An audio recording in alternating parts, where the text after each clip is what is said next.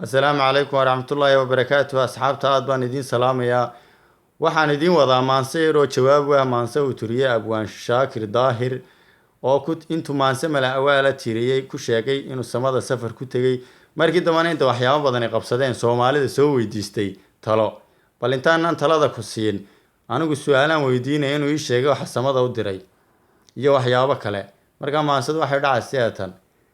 ninka sacabka tumaya ee saada gabay ka doonow marka hore salaan wacan marka xigana saaxiib su'aalahan sifeeyo ka salgaar jawaabaha marka xiga socdaalow maqlay sadarradaado adigoo sarkaalo 30 darajo haysto suudaan tan geestiya ilamaa sacuudiga kuu sujuuda aadmigu waa adigii socdaale xidigaha siraatiya samada u duulee saxan ka raadshe sakaarada jarayste waa sidaad u sheegtay 9 wiil ku fuule xagee baad ku sugan tahay geenyadii saqlaysiye sakaaradii ma nooshahay ma jabeen sinii sare sologii ma dubateen hilibkii la saafiye sahaydii ma haysaan socodkii ma dayseen salka nabad ma dhigateen saxa ma haysaan sigaarkii ma daarteen saluugii ma dayseen sidee xaalka weeyaan labadaas sida idiima sifeeyey maansada ma aqaan sigsaagee saxda ereyga ma u idhi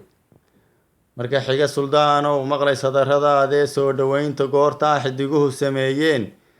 sabeyntaa la gowracay hilibkaa sifaha daran waa adigii saruugee sababteeda noo sheeg ma mid aan ku solin iyo sifir bay ku siiyeen masad quurhsimeed iyo sakaar baa laguu dhigay sidee xaalku weeyaan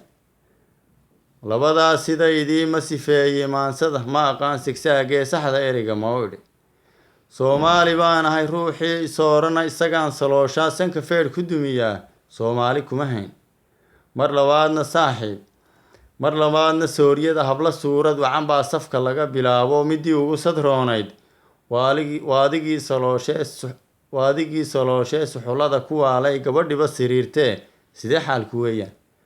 waxaa samada kuu diray sixi waaye aniguye ma maraa saqraysiya suufinimo warkeeda sunti waaye aniguye ma waxaas haweysiye salal iyo warkeeda sugi waaye aniguye